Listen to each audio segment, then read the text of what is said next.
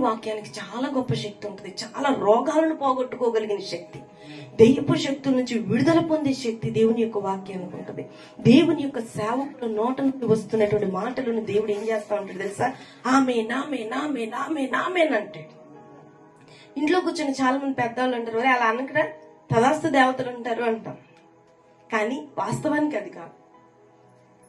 దేవుని యొక్క బిడ్డలు పలికినదే దేవుడు ఆమెన్ అంటుంటే, జీవ మరణాలు నీ నాలుగు వశమై ఉన్నాయని దేవుని యొక్క వాక్యం సెలవిస్తుంటే, ఆయన కోరుకొని పిలుచుకొని అభిషేకించుకొని వాడుకుంటున్నటువంటి తన దాసులు మాట్లాడుతున్నప్పుడు దేవుడు ఆమెన్ అనడా? ప్రతి దానికి ఆమెన్ అంటాడు.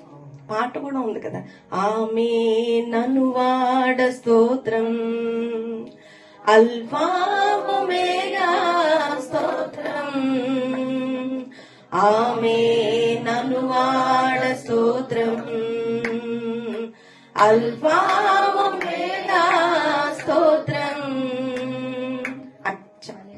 అంటే ఆయన ఆమెన్ అనేటువంటి దేవుడు తన సేవకులు నిలవబడి దేవుని యొక్క వాక్యాన్ని బోధిస్తున్నప్పుడు దేవుడు ఏమంటాడో తెలుసా? ఆ మాటను ఆమోదిస్తాడట, ఆమెన్ అంటాడంట.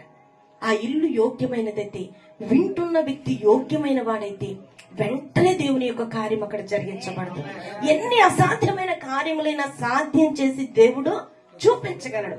వాక్యము వెల్లడవుతున్నప్పుడు నీవు రిసీవ్ చేసుకునే విధానంలోనే ఉంటది.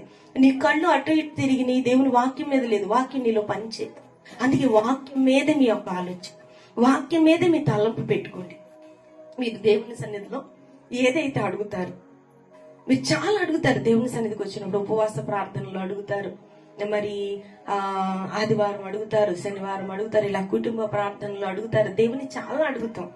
ఎందుకంటే మనం దేవుని బిడ్డలు, ఆయన తప్ప మనకి ఎవరు లేరు. మనకి ఏ అవసరం వచ్చినా ఆయన్ని అడుగుతాం కాబట్టి మనం దేవుణ్ణి అడుగుతాం. అడిగి కొన్ని సంవత్సరాలు వాటి కోసం మనం ప్రార్థన చేసి తర్వాత మర్చిపోతాం. సమాధానం రాకపోతే ఇంక అసలు ప్రార్థన చేయడం కూడా మానేస్తాం. అడిగిన నీవు, ప్రార్థన చేసి నీవు మర్చిపోతావు. కానీ నీవు అడిగినటువంటి దేవుడు మాత్రం, నీ ప్రార్థన విన్న దేవుడు మాత్రం దాన్ని మర్చిపోడు. తగిన కాలంలో తప్పకుండా ఆ ప్రార్థనకు జవాబును నువ్వు చూస్తావు. నువ్వు అడిగిన దానికంటే కూడా, ఊహించిన దానికంటే కూడా దేవుడు అత్యధికమైనటువంటి విజయాన్ని, ఆశీర్వాదాన్ని నీకు ఇస్తాడు. నువ్వు అడిగేది ఎంత అడుగుతావంటే దేవుని ఎంత అడుగుతావు. కానీ దేవుడు ఎంత ఇస్తాడో తెలుసా? ఆకాశాన్ని విప్పంట నీ చేతులతో పట్టుకోలేనంత ఆశీర్వాదాన్ని దేవుడు ఇస్తాడట. హల్లెలూయా, హల్లెలూయా, హల్లెలూయా. అప్పుడు నీవే అంటావు, నేను ఒకప్పుడు దేవుణ్ణి అడిగాను, అడిగి ఇంక విసిగిపోయి ఇంక అడగటం కూడా మానేశాను. కానీ నా దేవుడు దాన్ని గుర్తు పెట్టుకొని నాకు ఇచ్చాడు అని. దేవుని యొక్క సేవ